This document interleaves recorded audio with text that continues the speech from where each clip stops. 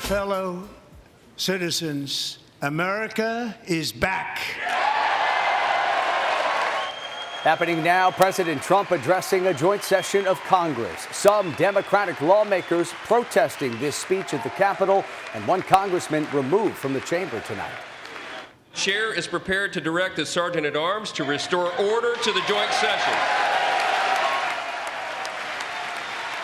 And good evening, everyone. Welcome to West Coast Wrap. I'm Alex Savage. As President Trump touted his early actions in that speech, some Democrats repeatedly interrupted him, with Texas Congressman Al Green being removed from the room within the first few minutes of the address. The president still is speaking right now as he lays out his agenda for the next 4 years. He's touched on a variety of issues in this speech tonight, including inflation in this country and the work that's being done by the Department of Government Efficiency to slash federal spending. For more, let's bring in KTVU political reporter Greg Lee, who joins us live tonight. And Greg, you are continuing to monitor the president's speech. Yeah, Alex, good evening to you. It has been adversarial from the beginning. President Trump, just 6 weeks into this new term, has reshaped the federal government and made major changes at home and abroad. A flurry of executive orders.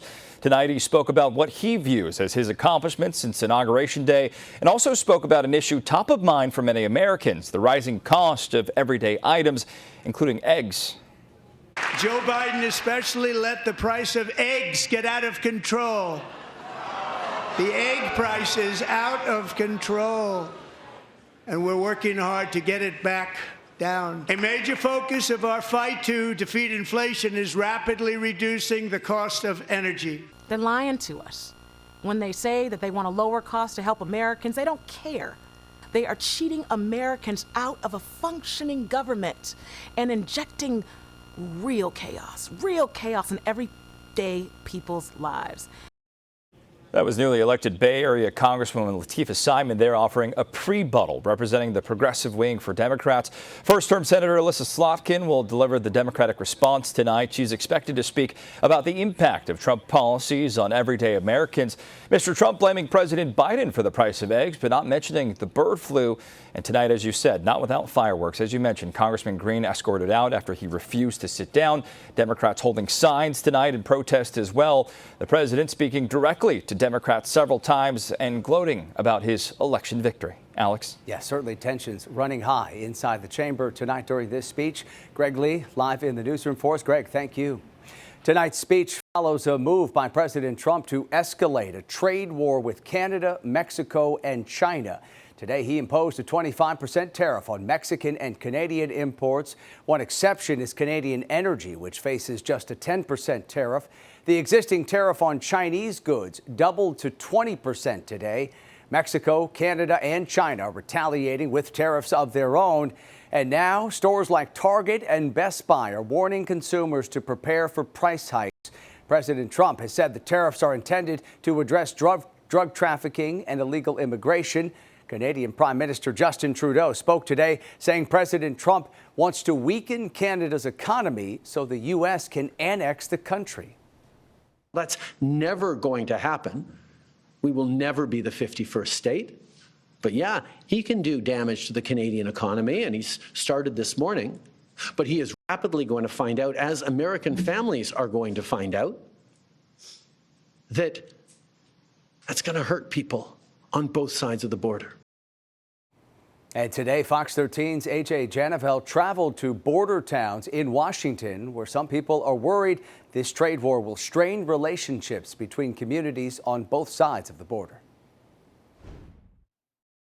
While the biggest focus has been what the dollar impacts will be due to these tariffs, a lot of people are also worried what the emotional impacts will be between us and our neighbors to the north. It's really just sickening and disheartening to watch. There's certainly concern. How much we'll be able to take. Blaine, Washington, a stone's throw away from the Canadian border and a hub of commerce for both countries. We have a P.O. box down here, so yeah, we come down if not for gas, if not to travel. I'm a pilot, so I spend a lot of time in the U.S. Joel Moots tells me you can catch a glimpse of his house in Canada while standing on Peace Portal Drive in Blaine. But the view from his yard is probably the most he'll be seeing of the U.S. after the tariffs. More of a push to kind of stay at home in Canada and, buy Canada first, for sure, yeah. For local businesses in border towns like Blaine and Sumas, this sentiment could be devastating. In our small town, that means everything. It's whether we have our doors open or they're closed. This is a very deep impact. The president and CEO of the Bellingham Regional Chamber of Commerce says these tariffs do more than hurt business. There's a lot of families and deep communities here along the border that have probably dated before the border was set. Creating a divide beyond just the border. For Chris Wiggin of Bellingham, he knows which side he's pulling for in this fight. I'm fully on board with everything the Canadians are doing to throw the U.S. the finger.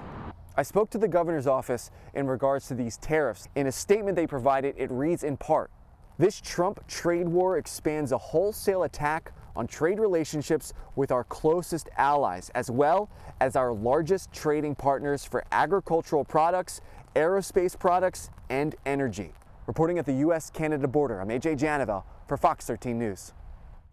On Wall Street today, the trade war and fears about tariffs wiped out all of the post-election gains for the S&P 500. It was down by more than 1% today and closed down 71 points. The Dow dropped by more than 1.5%, down 678 points at the close of today's session.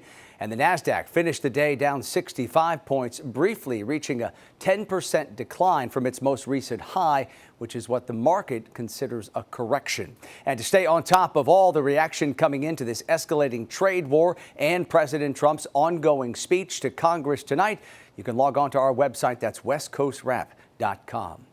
We turn now to the latest on a desperate search that continues tonight in Oregon. Authorities there are hoping that more boots on the ground will help to find a missing 2-year-old boy.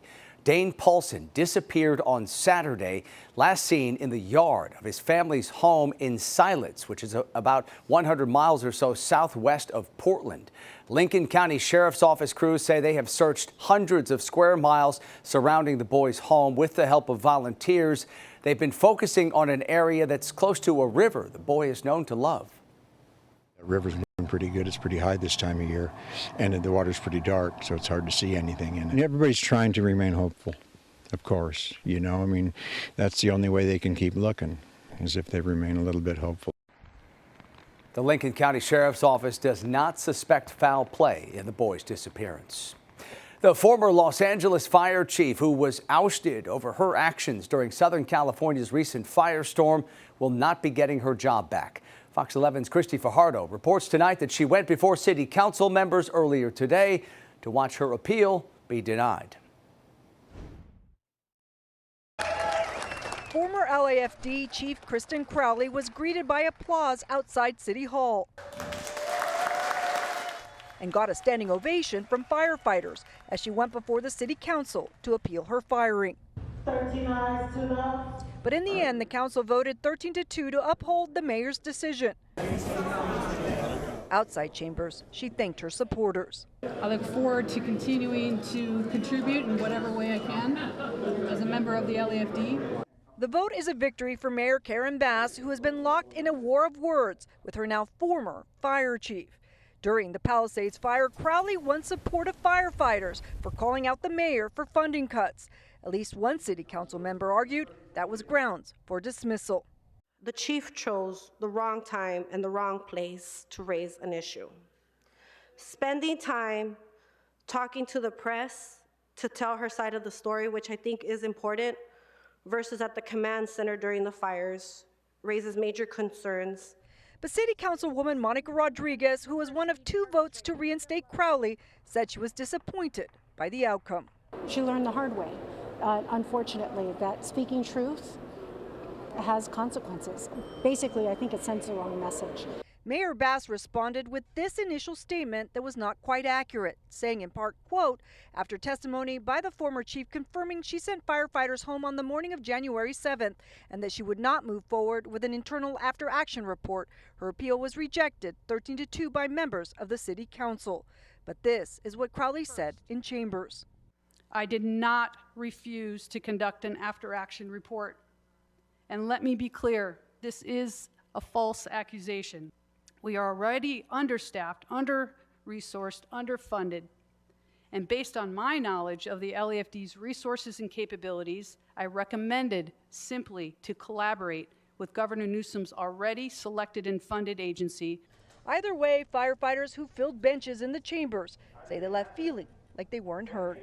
Some uneasiness going forward. You know, the membership was really in support of Chief Crowley being reinstated. We need someone like her that was leading. And that was Fox 11's Christy Fajardo reporting tonight. Crowley will remain with the LAFD, but at a lower rank. Coming up tonight here on West Coast Wrap, a planned hearing postponed for the Menendez brothers, what this could signal about their bid to be released from prison. And giving you a live look here over LAX this evening. We do have showers in the forecast for Southern California, even the risk of thunderstorms. A better look at what we can expect in the West coming up. Kids will have more happiness and they won't be as sad. An 8-year-old in Las Vegas has a plan to make that dream come true. See what she's doing to help ensure classmates don't feel left out on the playground. We turn now to the latest on the potential resentencing of the Menendez brothers. And there's word now of another delay in a planned hearing as California Governor Gavin Newsom has stepped into this case. Fox 11's Christina Gonzalez has the latest tonight. I'm 100% sure it's coming from Lyle. This recent Facebook post from Lyle Menendez reading that the resentencing hearing set for this month will not occur. Everyone involved recognizes the importance of waiting the results of the risk assessment as initiated by Governor Newsom. They are both cautiously optimistic. They don't want to get their hopes up. Journalist Robert Rand, author of the Menendez murders, explains they are hopeful Governor Newsom is looking at their case. Gavin Newsom came out and said, hey, let's do a risk assessment about if they are a danger to the people of the state of California. One of several avenues that attorneys for the brothers serving life sentences for the 1989 shooting deaths of their parents in Beverly Hills are attempting to free them. Eric and Lyle maintained they murdered their parents out of fear they'd be killed by going public, with accusations of long-standing sexual abuse by their father, Jose Menendez. Because you're rich, you can't be afraid? Defense attorney Jill Lansing during our coverage of the first trial in 1994. This is a prosecuting DA. This is a first-degree premeditated slaughter of two people. The parents look like hamburger meat by the time they were done with them. Pam Buzanik today describing the autopsy photos of Jose and Kitty Menendez and saying she still believes this was a premeditated murder. I think that some crimes are so serious that you don't get mercy, that you need to do the time that was assigned to you. They don't deserve freedom. They just don't. And that was Fox 11's Christina Gonzalez reporting tonight. It's not clear how long that risk assessment by the parole board is going to take. Governor Newsom has said that it will be carried out by experts in public safety as well as forensic psychologists. Arizona's Attorney General says one of the nation's largest cord blood banking companies is cheating clients. Today, AG Chris Mays filed a lawsuit against CBR Systems Incorporated. The company collects umbilical cord blood and stores stem cells for possible use in treating future health care issues. Mays says the operation preys on parents by charging large upfront fees and yearly fees after that. She also says the company ships cord blood and tissue without following strict temperature controls, potentially rendering those samples unusable.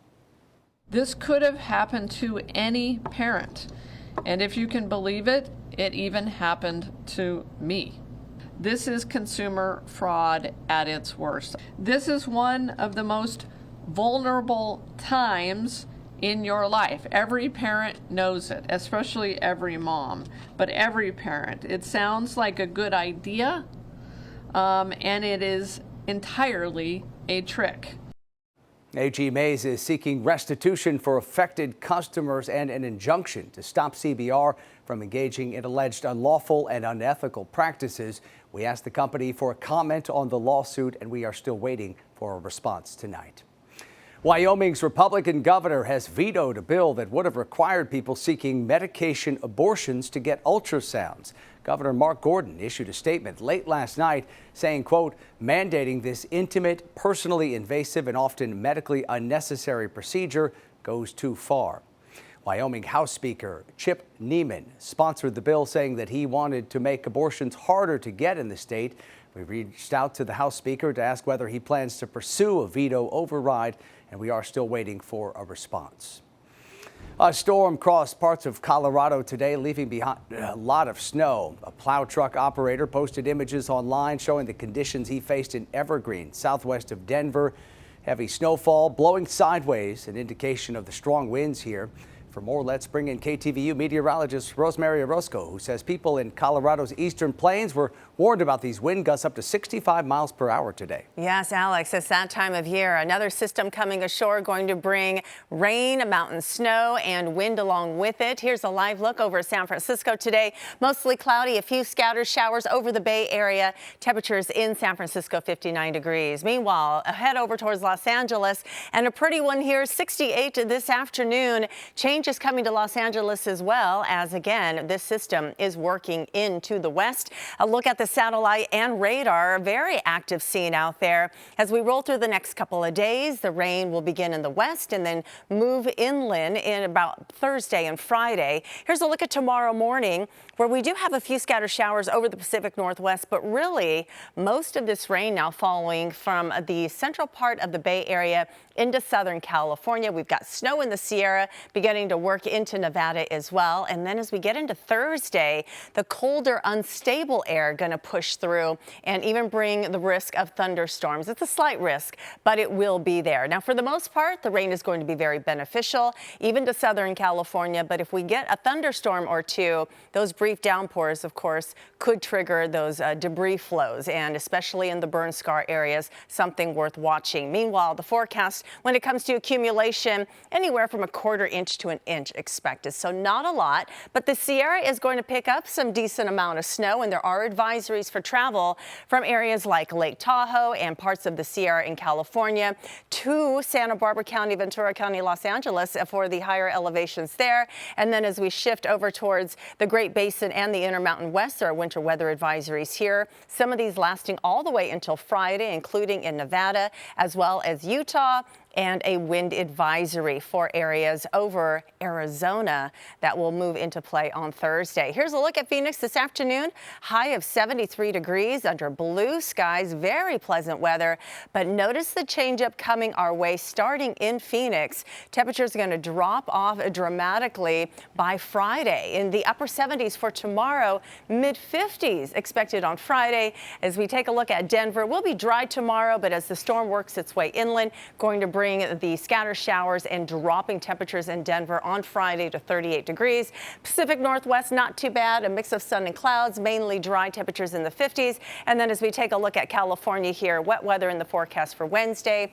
Possibility on Thursday as the storm continues to work east, drying out on Friday and remaining dry and mild for the weekend. Alex. Okay, Rosemary, thank you. Well, we have an exciting update tonight to a story in Southern California we brought you last night here on the show. 2 bald eagle chicks have hatched in their nest in the San Bernardino Mountains. Here is a live look at that nest, which is home to Big Bear Valley's famous bald eagle couple, Jackie and Shadow. And you can see one of the 2 of them right here in this shot. These are their first chicks. The nonprofit Friends of Big Bear Valley monitors this nest around the clock. The first chick emerged from its shell overnight. A second followed soon after. Both Jackie and Shadow have been spotted at the nest making bird calls. Environmentalists say the couple appears to be happily announcing their new additions. And back to those live pictures of the nest, there is one more egg in this clutch. Environmentalists are expecting that it would be the last egg to hatch, if it hatches at all. Any successful hatching here is considered a big deal because bald eagles were once endangered. We'll wait to see what happens with that final egg. All right, coming up tonight here on West Coast Wrap, meals for thousands of families here in the West. Tonight, see what's being done to get kitchen staples into people's pantries. And also, making new friends can be tough at any age. We'll introduce you to an 8-year-old Las Vegas girl who wants to make it easier for kids at school. A kid is sitting on it, it's a good indicator they need someone to play with. So if another kid sits on it, then you have a friend to play with.